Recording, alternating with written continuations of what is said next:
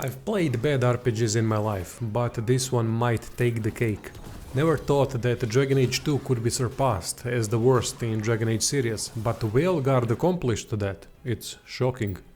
I can't recall the last time when the game disappointed so badly that I was laughing out of desperation one moment, yelling at the screen another, while watching with eyes wide open out of shock.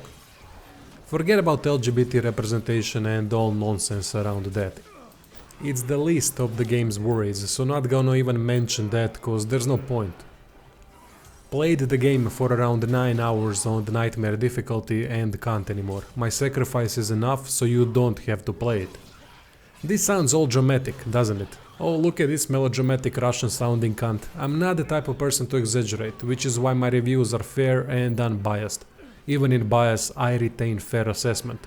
So let's assess Dragon Age Veilguard, you depressing bastards. It's a first impression or early review, not a full review though. Don't expect more, however. Too old to force myself to play through games like this. Remember that liking or not liking a game doesn't have anything to do with the game's quality. I can never say should you buy or not buy, that is on you. I can only try to be as objective as possible about the game's quality. I honestly thought that people that were dissing the game were exaggerating a lot. It couldn't have been that bad. Never expected anything great from Veilguard, but it looked like some stuff like combat could be at least good. Nope, this game sucks on almost all fronts and I'll explain why. Let me start positively, about the things that are good. Graphically the game looks nice, music is at times good, and character leveling systems have good potential. Don't know how it would look like in its final version, but from what I've experienced it has lots of stuff to play with. Skill tree has tons of options and abilities are modifiable through items. With the combat system in place, it can lead to satisfying build outcomes through ability options, modifications and combos. Unfortunately, combat is subpar, so the whole character progression system doesn't have a good field to shine. Veilguard combat system idea is good. Exploit weaknesses of enemies, focus on creating vulnerable states, choose appropriate attack, detonate combos. At first, combat looks great, doesn't it? Looks fun as heck. You can have fun with Veilguard's combat, but then again you can also have fun with Werewolf the Apocalypse Earthblood or Valkyrie Elysium combat. Both terrible games. Sporadic fun doesn't equal good, unfortunately. After looking deeper to what is actually going on, it is easy to see how basic the combat is. First of all, companions can't die. That's a great tactical element. More importantly, have you stopped and wondered why everything is so sped up? It's to mask the low quality combat encounter design and terrible enemies. Enemies are so badly done it's laughable. Each enemy has 2 attacks, that's it. Then they teleport across the room to create some kind of evasion effect. Combat encounters consist of the same enemy types copy-pasted one next to another. In some cases there are stronger enemies with armor added into the mix. Here's a couple weak enemies and a tougher one that can do more damage and has an armor layer that needs to be broken first. Oh, here's another enemy with another type of armor layer thrown into the mix. Or here are a couple tough, somewhat armored enemies with another more armored enemy that is the boss of the group. Enemies are incredibly shallow, which kills interest in combat quickly, and 17 armor layers can't make it interesting. It's a shame, because there are some nice interactions through combat abilities and actions that add some depth to it all. For example, with Warrior we can knock enemies down and then do a jump attack that is automatic critical. I've played with Warrior because with Sword and Shield it is easier to spot little details about the combat. Shield attacks have a really good feel to it, gotta say. Enemy impact reactions are generally decent, but there is that cheap thing of enemy after being staggered twice attacking through your next attacks just because. Also, while playing with heavy armor, shield and sword you can roll and jump around like a fox. Quite silly. During attacks there's a lot of feet sliding to cover the distance, and that is never a good thing because it throws positioning and movements out of the window. Overall, there is no real weight factor in combat, which is disappointing.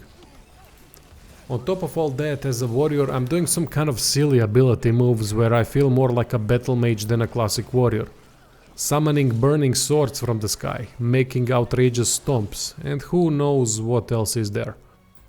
I liked the dropkick special ability though, that can instantly kill enemies when pushed over the edge. That is a move that makes sense to some degree. Another thing to mask the issues are the visual effects. Everything is accompanied with such bombastic effects that it's difficult to see and recognize the text at times. It just doesn't fit well. I hope you understand now how making combat a lot faster and adding tons of visual effects doesn't fix the mistakes made. Combat could have been much better because it has potential if it was a bit slower with at least some degree of weight, but that requires much better enemy design than this bare bones one and better movement significance through weight. Doesn't help that at times even with good attack animations combat plays out very clunky, like it was made by an indie studio. So overall combat is subpar unfortunately, not even average or mediocre, especially considering this is a AAA game. Oh yeah, no gore and blood either. Doesn't mean you can't have fun with it. Sure you can. You can have fun staring at the ceiling while imagining fun things, but you're still staring at the ceiling. Fun is a subjective concept. No matter how disappointing the combat is, it is still miles ahead compared to writing. There's at least some substance to combat. While the start of the general story is decent with Solas risking everyone's lives to close the rift, it all breaks down after with silliness after silliness. I did my best to listen and observe, but after the 7th hour started skipping more and more. It's so bland. Two gods are destroying the world, corrupting people with blight, gathering power and similar generic bollocks. Then gods lose the dagger to you and come to the conclusion, well, we are gonna have to craft it ourselves with the red material instead. Well, you could have done that instantly then. To be fair, most games have basic general stories, but those are accompanied by interesting events, quests, characters, dialogue. None of it is present in Veilguard. Everything is so bland to a point I was staring at the screen holding my head in hands, especially the dialogue. What I'm about to show you is 90% of all dialogue quality through my 9 hours of play. Rook? It's us against gods, Harding. I am right here, you know. It's fine. We can talk about something else. What's Katerina like? After so long in this bit, I barely remember.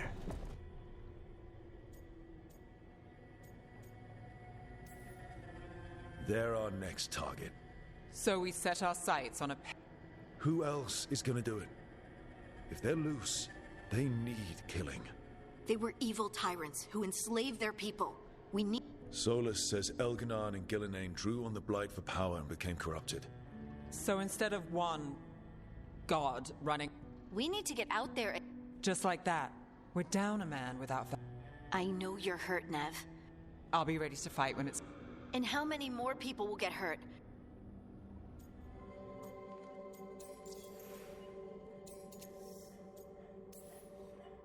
So, you have plants. Greenery's nice, isn't it? Green? Most of these are dead. Figures. Maybe I'll clear them out. Give me something to do. I hate sitting around. We shouldn't be sitting around. We were going to go back through the Alluvion, right? Let's start with that. As soon as we can. What is this Disney crap? Where's the hook? Can someone say something interesting for fuck's sake? Bunch of filler dialogue with Captain Obvious assessments. Who wrote this shit? Writing in Veilguard is 1 out of 10, and it's not debatable. Maybe 2, because the start of the story is actually interesting. It makes characters completely void of any interest, and it breaks down events even more considering how bland most of those are too. For example, the village where Blight has taken over had an interesting premise, but the terrible dialogue throughout continuously brings down any sort of excitement that the event could potentially build itself to. Dialogue options and decisions almost exclusively lead to bland and disappointing outcome that doesn't have a hook to interest you in any way. Can't be an asshole too, just direct. It's all, God forbid someone says something nasty that could lead to more interesting conversation. Doesn't help that the characters are straight up boring, with mostly mediocre voice acting. Some like Varric and Morgana are really good, but they are the exception and not the rule.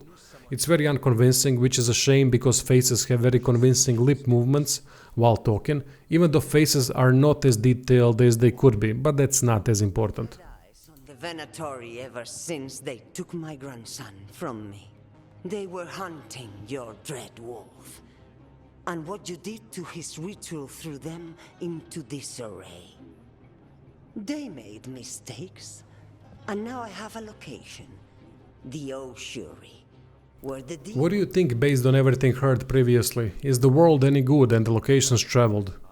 Well, you've guessed it right, it's also quite bad. While the locations graphically look good, for example the first forest location with streams and the underwater ossuary, the gameplay and content is the lowest of the low. Make a turn and collect materials. Occasionally find a chest that grants equipment. Nothing happening in between. Cities full of people are so badly done. No quests, no interesting events. The ones you can talk to you don't want because nothing of importance is gonna be said. Dead cities essentially with an occasional beam you can walk on to make it more interesting. The only gameplay content outside of collecting materials and finding chests are the puzzles. These are the types of puzzles you'll be enjoying.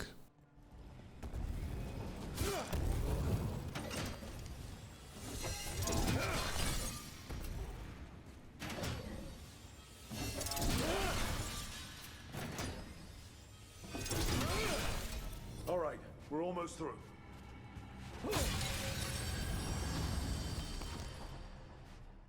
Do I need to comment on it? Rarely there was something more complicated in those 9 hours, as most puzzles play as simple as this one. There's also an issue of world locations being completely disconnected from one another through portals. Constantly teleporting around from bad locations to worse and without any connection in between. Let's wrap up this early review. Game does look alright, but nothing special. Some armor sets are quite nice looking, characters also look good. Even though there is lots of complaining about how the game crashes constantly, it hasn't happened once in 9 hours with quite stable 60 frames per second. Seems like experience may vary a lot. Which cannot be said for the experience I had with the game overall. Shocking. Only times I'm truly shocked is when I stumble onto an amazing game that completely blew my mind, like Chained Echoes. But never with something bad. I really didn't think it could be this bad, but it is. Dragon Age Veilguard is a mistake. It should have never happened. Utter disgrace for an RPG. Some of the worst writing you'll ever experience, subpar combat, boring locations and exploration, boring characters. It is unfortunate for the promising character progression system that it made its way in a game like this. What else is there to say? I won't be continuing it, that's for sure. €16 wasted on EA subscription. Done with BioWare for all eternity. Usually in Madman reviews that I do is a Madman segment where I point out something that pissed me off due to how bad it is, but this whole review is a Madman segment. Anyway, that's all. Description for merch, Patreon, Subscribestar, blah blah. Thanks for watching.